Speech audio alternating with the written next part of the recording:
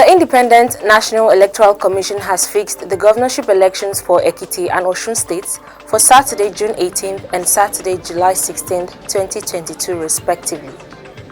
Hi, welcome to What's Happening. These are the top 10 stories now. At number 10, the World Health Organization has said that about 18 million children and adolescents are exposed to toxic e-waste globally. The organization gave the statistics on Tuesday during the launch of its first report on e-waste and child health, adding that the affected children are as young as 5 years. The report was titled Children and Digital Dump Sites. The World Health Organization said other children live, go to school and play near e-waste recycling centers where high levels of toxic chemicals, mostly lead and mercury, can damage their intellectual abilities. Children exposed to e-waste are particularly vulnerable to the toxic chemicals they contain due to their smaller size, less developed organs, and rapid rate of growth and development. At number 9, a Lagos-based forex trading and capital investment company called MBA Capital and Training Limited has allegedly scammed 52 investors of 122 million naira. Victims of the alleged scam who spoke to The Punch expressed worry over their unpaid dividend and capital, as well as the disappearance of the chief executive officer of the company, Maxwell Odum. The victims revealed that the company closed on December 22, 2020 for the festive season, but had failed to resume since then. Some of the victims said they have petitioned the Special Fraud Unit in Ikoyi, Lagos State concerning the issue.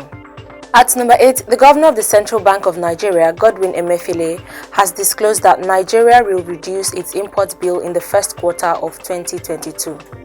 Emefiele made this known on Tuesday while receiving a delegation led by the governor of the Central Bank of Gambia, Boaz Saidi, in Abuja. The CBN governor noted that with the construction of Dangote Refinery and petrochemical plants and others, which has the capacity to produce about 6.5 million tons of urea, Nigeria would have more petroleum and petrochemical products needed locally, with the excess available for export. Emefiele said, about 5 years ago, our president insisted that we must diversify the economy and that we reduce to the barest minimum the importation of items that we can produce locally, especially food items, by producing what we eat and ensure that we eat what we produce. At that time, one of our big multinationals, I would call it a conglomerate, went into the business of setting up a 650,000 barrels per day petroleum refinery and also a petrochemical plant that will produce more than the quantity of propylene and other products that we need. At number 7, the House of Representatives has ordered the Nigerian Police Force to disclose the whereabouts of the sum of $7.5 million, which is part of the 37.5 million naira recovered from the police in 2017 as proceeds of crimes. The House panel gave the order on Tuesday and also demanded for details on a 360 million naira recovered as bribery proceeds from 26 independent National Electoral Commission officials who conducted the 2019 governorship election in Rivers State. The lawmakers accused the police of lack of a recovery account to pay in proceeds of loots. They added that the attitude of the police gives the impression that police just pays tithes from recoveries. At number 6, the Consul General of Nigeria in New York, Lot Egopija, has urged diaspora Nigerians to pick up their passports at the consulate. Egopija revealed that over 1,328 passports produced at the mission were yet to be collected by their owners. The Nigerian envoy stated that the passports were among the backlogs cleared but yet to be collected by the applicants, and that the clearing of the passport backlogs was in line with the directive of the Nigeria Immigration Service. At number 5, soldiers have arrested about 73 suspicious men traveling in 5 trucks to Imo State. The 73 persons were arrested in Benue State by personnel of the 72 Special Forces Brigade, Nigeria Army, Makurdi. The soldiers said the suspects were arrested on Monday night at Agan Tollgate, Makurdi, and 47 Bajaj motorcycles, which were loaded in the 5 trucks, were intercepted. It was also gathered that most of the suspects originally live in Nasarawa State. Also discovered in the trucks were some minerals like zinc and lead, which they claim to be conveying from Plateau State to a company in Port Harcourt, Rivers State. Reacting to this, Benue State Deputy Governor Benson Abonu expressed surprise that such a large number of young men from the same state could be found together going to Imo State, which is experiencing serious security challenges at the moment.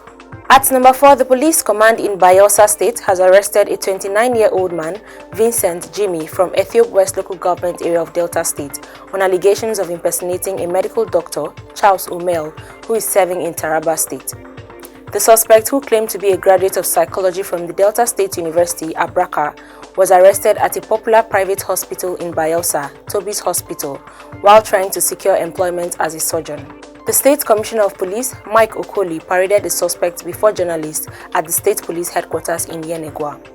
Okoli said there were several reported concerns about the suspect's inability to use medical terminologies during test diagnosis as a medical doctor, thereby raising suspicion over his qualifications, which later led to his arrest. At number 3, the Independent National Electoral Commission has announced the creation of additional 56,872 polling units across the country. INEC Chairman Mahmood Yakubu made the announcement at a meeting with resident electoral commissioners on Wednesday. Yakubu said Nigeria now has a total of 176,846 polling units from the initial 119,973, following the conversion of voting points and voting point settlement to full-fledged polling units. The Commission's chairman also announced the removal of 749 polling units from inappropriate facilities, 9 of them from shrines, several others from religious houses, royal palaces, and private property. At number 2, the Federal Executive Council has approved the resumption of the Federal Capital Development Authority Land Swap Initiative, which was introduced during Goodluck Jonathan's administration. The Minister of the Federal Capital Territory, Mohammed Bello, disclosed this to State House correspondents at the end of the Federal Executive Council meeting held on Wednesday and presided over by President Muhammadu Buhari at the First Ladies' Conference Room at the Presidential Villa Abuja. The initiative, worth 1 trillion naira, was initially designed to aid infrastructure deficit in the FCT by swapping land with private investors, who would in turn provide the necessary infrastructure. FEC approved the resumption following a memo presented to the Council by the FCT Minister. Finally, at number 1, the Independent National Electoral Commission has fixed the governorship elections for Ekiti and Osun states for Saturday, June 18th and Saturday, July 16th, 2022 respectively. The chairman of INEC, Mahmood Yakubu, announced this during a meeting with resident electoral commissioners on Wednesday in Abuja.